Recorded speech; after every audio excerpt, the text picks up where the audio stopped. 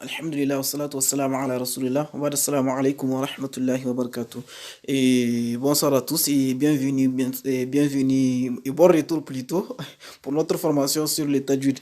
Donc nous allons reprendre notre formation aujourd'hui sur la sixième partie, d'accord? Et la sixième partie qui s'intéresse aux règles du mime à Sakina, c'est-à-dire les mimes qui portent un soukoun. Nous avions vu précédemment, comme à titre de rappel, avec la lettre Noun, la lettre Noun peut avoir plusieurs formes à l'écrit, elle peut même se dissimuler dans un tanwin. Donc pour la lettre Mim, vous avez deux formes, c'est-à-dire sur le Coran, vous avez trouvé la lettre Mim en deux formes, quand elle porte un soukoun.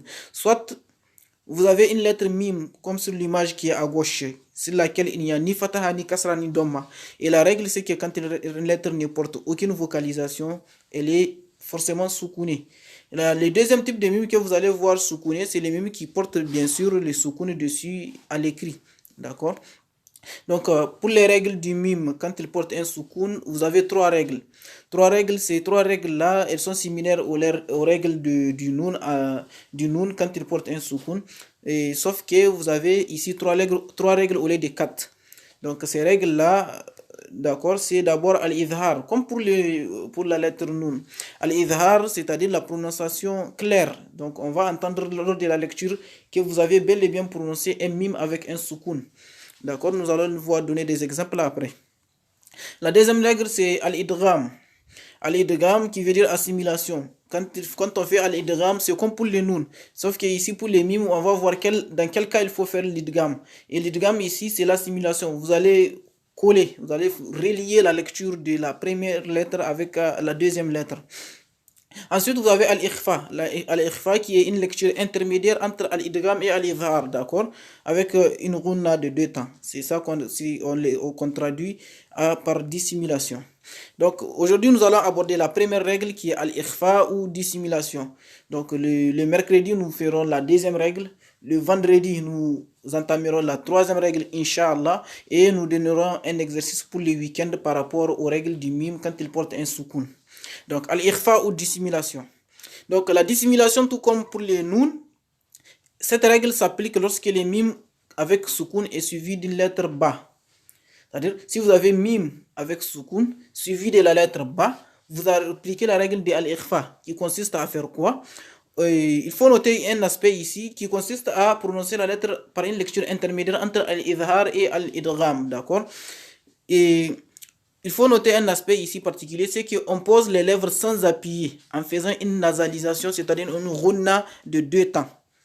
Nous allons le voir avec les exemples. Et voici notre premier exemple. Ici, notez bien, le mime qui subit l'ikhfa, il est en vert, tout au milieu. Vous voyez, notez, remarquez bien qu'il est suivi par la lettre ba.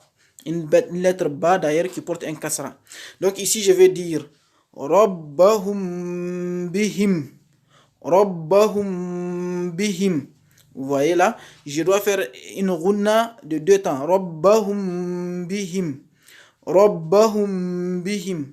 Et il faut noter qu'il ne faut pas trop appuyer sur les lèvres lorsqu'on passe sur la lettre ba. D'accord? Rabbahum bihim. Tout à fait. Donc c'est notre premier exemple. Rabbahum bihim yawma idhin la khabir. Un autre exemple ici, c'est dans la sourate et dans Alam Tara, donc dans la sourate Al-Fil.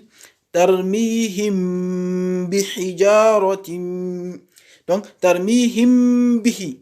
Vous voyez bien ici les mimes qui est en vert, ces mimes là il est suivi par une lettre ba. Donc ici on fait al-ikhfa.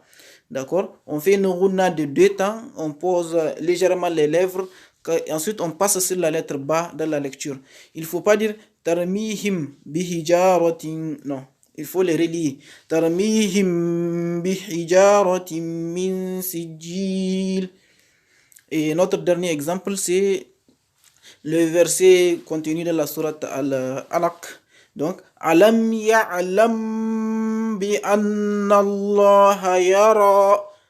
Remarquez bien ici, le mime qui est en vert, il est suivi aussi par la lettre ba. Ici aussi, c'est la lettre, c'est al-ikhfa qui s'applique. Remarquez bien qu'il n'y a pas de soukoun dessus. D'accord? Cette remarque est importante. Nous allons voir son importance quand on va voir les autres règles restantes, Inch'Allah. Donc, Les mimes ici, il n'y a pas de soukoun. Et il n'y a pas de soukoun dessus, il n'y a ni vocalisation. Ça veut dire que c'est un mime soukouné, d'accord? Donc il est suivi par le soukoun n'est juste pas écrit, mais le mime là il est considéré comme soukouné et il est suivi par la lettre ba. Donc on applique la règle de al-ikhfa. Donc nous allons nous arrêter ici pour aujourd'hui. Inch'Allah, le mercredi, la soirée du mercredi, nous allons entamer al-idgham ou assimilation par rapport à la lettre mime quand elle porte un soukoun. Sur ce, je vous souhaite bonne soirée et à la prochaine, Inch'Allah. Assalamu alaikum wa rahmatullahi wa barakatuh.